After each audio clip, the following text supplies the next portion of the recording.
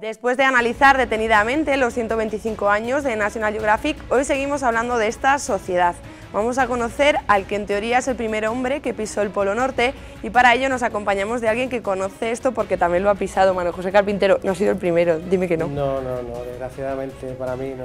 Tampoco he pisado el Polo Norte geográfico, estuvimos en la zona de Groenlandia, donde vamos a hablar de este personaje que estuvo mucho tiempo viviendo allí para poder conseguir esa meta que tú has comentado, ¿no? De llegar al Polo Norte geográfico. Luego os explicaré la diferencia entre el Polo Norte geográfico, magnético, un poco una movida que mucha gente no conoce, pero que es muy curiosa. He dicho en teoría, ¿no? Sí, a ver, hay un personaje que es el que vamos a hablar hoy, después de lo que tú has dicho de National Geographic, que hablamos la semana pasada de su historia y las anteriores. Uno de los personajes que ha hecho que esta sociedad se conozca también mucho a nivel mundial fue Robert Edwin Peary, que se supone que fue el primer hombre en llegar al Polo Norte geográfico.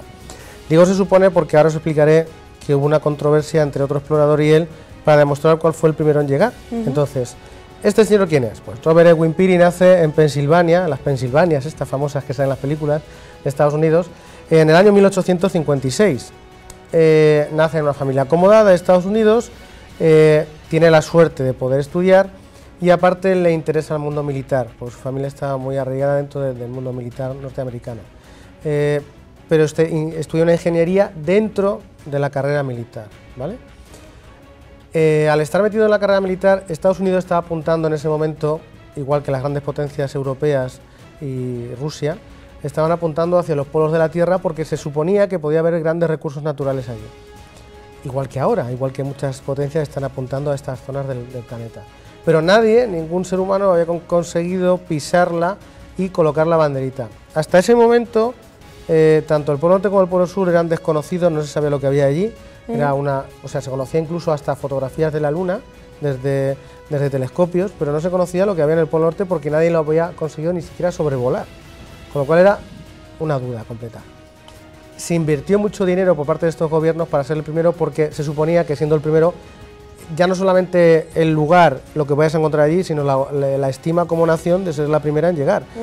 A nosotros los españoles se nos envidiaba por haber conseguido cruzar el Atlántico cuando se suponía que nadie lo había hecho en la época de 1492. Bueno, pues Robert Edwin Peary empieza a participar en estos proyectos. ¿Hacia dónde se lanzan los americanos? Se lanzan a Groenlandia. Esta gran isla, habéis visto estas imágenes detrás que se ve el mapa mundi, y esa gran isla que se ve detrás congelada es Groenlandia. Es un islote que es tan gran, islote por decir algo, que mide 4 veces lo que mide la península ibérica. Imaginaos lo grande que es. En estas expediciones polares se pretendía ir subiendo paulatinamente a los 90 grados norte, que es el Polo Norte geográfico. A diferencia del Polo Sur, el Polo Norte está encima de un casquete helado que está flotando a la deriva en el mar. Con lo cual, si yo hoy planto la bandera en el Polo Norte, mañana o unas horas más tarde ya no está en el punto exacto del Polo Norte geográfico, sino que se ha movido. Ahí la dificultad, ¿no? Entonces, las primeras avanzadillas fueron en 1886, 1891 y consiguieron ir progresivamente, llegar a los 86, 87 grados norte. Y dentro de estas expediciones estaba Robert Edwin Peary, siendo el primero en llegar a los 87 grados que se suponía ya, vamos, pegado al Polo Norte. El problema de las expediciones europeas y norteamericanas es que estas expediciones se basaban en los datos científicos nuestros y desdeñaban o quitaban importancia a los datos que daban los esquimales. De hecho, los inuit que vivían allí en Groenlandia, cuando se encontraron con Peary y con todos estos exploradores, ellos pensaban, los esquimales, que eran los únicos pobladores de la Tierra. Cuando se enfrentaron con esta gente en el siglo XX, a principios del siglo XX y a finales del XIX, se dieron cuenta que existía otra gente en el planeta. Ellos vivían allí desde hace cientos, miles de años más o menos, que vivían de la misma manera que sus antepasados, cazando focas y ballenas y osos polares, viajando nómadas, buscando esa comida para alimentarse y estando 6 o 7 meses fuera de casa. Entonces esa dificultad, lo que hizo Peary es pensar, vale, los noruegos están fracasando en llegar al Polo Norte, voy a utilizar las técnicas que utilizaban ellos. Aprendió a vestirse como ellos, con la ropa de caza de los osos polares y de las focas. Hemos visto algunas imágenes. Sí, sí, sí. Si os acordáis en otras fotos que hemos puesto, en otros documentales que hemos puesto nuestros, salen esas imágenes de cómo se vestían. Aparte, quiere aprender el trino de perros, cómo funciona el trino de perros. Se da cuenta que es la mejor manera de viajar a estos lugares porque es la que están utilizando los esquimales que llevan allí mucho tiempo viviendo. Y después de estar viviendo tanto tiempo allí, afronta el último reto, que es llegar al Polo Norte, con las técnicas que utilizaban los esquimales. Ese fue el gran éxito de Robert Peary, que también luego hablaremos otro día de Scott y Amundsen, que hicieron la misma carrera hacia el Polo Sur y acertó el que siguió la manera de trabajar de los esquimales. Pero bueno, esa es otra historia. ¿Qué ocurre? Intenta conseguir dinero, como nos ha pasado en otras historias que hemos contado de exploradores. Viaja a Estados Unidos, demuestra que ha llegado muy lejos y dice, bueno, yo necesito llegar con este equipo, 23 hombres, sale desde Nueva York, por todo lo alto, como la gran expedición que va a conseguir el Polo Norte, apoyado por National Geographic. Consigue la financiación de National Geographic. Bueno, pues siempre en estas expediciones ha ido acompañado de su mayordomo, por así decirlo, que era negro, Matthew Henson, que en realidad, para muchos, y yo me considero uno de ellos, creemos que fue el verdadero, el que llevó esta expedición, porque a Peary le faltaban 8 dedos de los pies. Todas las expediciones que, bueno, había visto más congelado que ahora estos días. Se reserva con el boquillo congelado. Todo este tiempo, Peary perdió 8 dedos de los pies por congelación, con lo cual la movilidad no era muy buena. Realmente Matthew Henson, su mayordomo negro, fue el que fue tirando del equipo, llevando los esquimales, y el resto de la expedición eran esquimales, porque eran los que conocían las técnicas para llegar allí. Bueno, pues según dicen todas las crónicas, sobre todo la suya, él llega al Polo Norte en el año 1909, ¿vale? Que escribe en su diario, y por fin el Polo es mío, como el gran reto de la humanidad. Ahí veis una imagen de la conquista del Polo, atrás, que era una viñeta donde lo que se pretendía, ahí está el explorador negro, Matthew Henson, pretendían todos los países importantes de aquella época conquistar el Polo Norte. Salía una bandera de España, que decía así, ¿por qué pinta España? Rusia, Francia, creo que también sale Estados Unidos, lógicamente, e Inglaterra. ¿Por qué ponen a España? Porque el hermano del que fue rey de España, Amadeo de Saboya, el conde de Saboya, viaja progresivamente al norte para conseguir también el Polo Norte, pero él se quedó mucho antes que Peary. Entonces también nos ponen en esa conquista del Polo estamos Norte. ahí. Estamos ahí. Total, que en esta historia hay muchos flecos, y tú dirás, ¿por qué? Pues muy sencillo. Este hombre, no había teléfono satélite, no había fotografías buenas, no había GPS. Él llega a Estados Unidos diciendo que ha llegado al Polo Norte. Entonces National Geographic, que la apoya, lo defiende.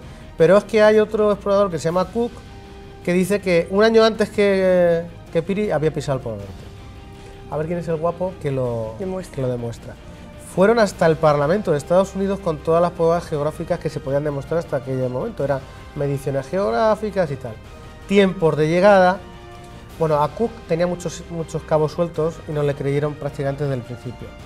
Problema de Peary, que nadie se creía que hubiera conseguido esas etapas tan rápidas con temperaturas de incluso 50 bajo cero. Y sin 8 dedos. Y sin 8 dedos los pies.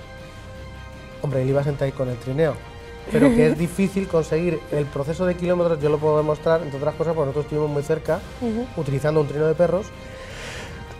Perdón. Y en esa historia se demuestra que a lo mejor Peary no llegó realmente al Polo Norte, pero gracias a que National Geographic lo estaba defendiendo y el aporte económico que hizo, el Parlamento de Estados Unidos dio como válido las pruebas que dio Peary para allá. Todo esto tiene esa leyenda negra que lo envuelve, pero aparte de todo eso tiene otra leyenda más negra, y es que Peary dicen que se aprovechó de los esquimales cuando estuvo en Groenlandia. Dejó descendencia porque estuvo con algunas mujeres inuit, como ocurría con los españoles cuando la conquista de América, y eso empañó toda la historia porque cuando Peary todavía estaba vivo, un explorador norteamericano llevó a varios hijos de Peary, esquimales, a América para que los reconociera. Pero no solamente llevó hijos de Peary, llevó hijos de su mayordomo negro. Que eran negros. Efectivamente, es que un esquimal negro cantaba mucho. Imaginaros un esquimal con estos rasgados y de piel negra.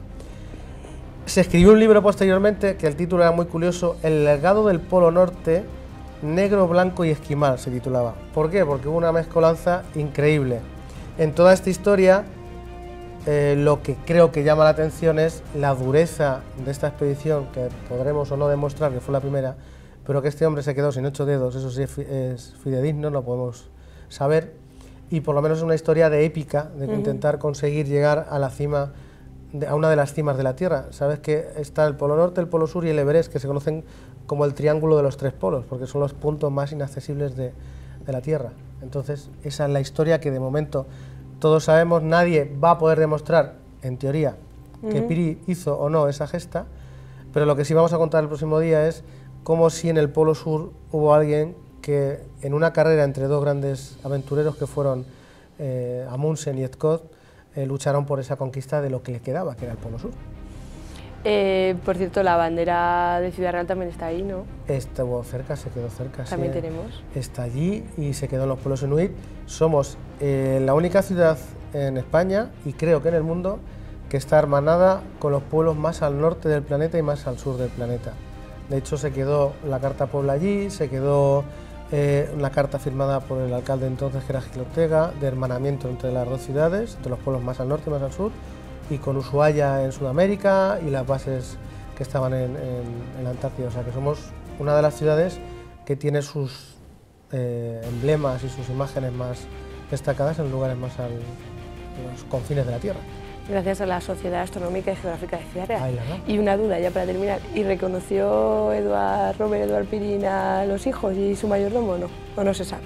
El negro es que no tiene más narices, porque imagínate un esquimal negro, blanco y en botija, como decimos por aquí, estaba complicado. Sí, de hecho lo hicieron aposta para conseguir la herencia. Aún así, están apareciendo hijos por todos lados.